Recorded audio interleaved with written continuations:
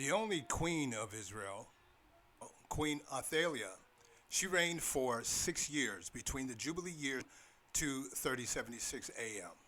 Her starting year, 3070 AM, is situated in the 6th year of the 3rd week in the 62nd Jubilee cycle.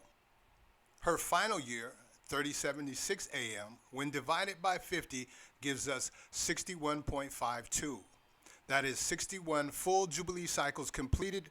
The fractional component is related to the 62nd Jubilee cycle, and the fraction of 0.52 when divided by 2 gives us 0.26.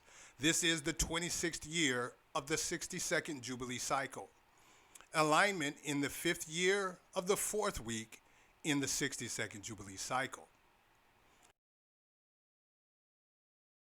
You can find supporting biblical texts in 2 Kings chapter 11 verse 3 and 2 Chronicles chapter 22 verse 12.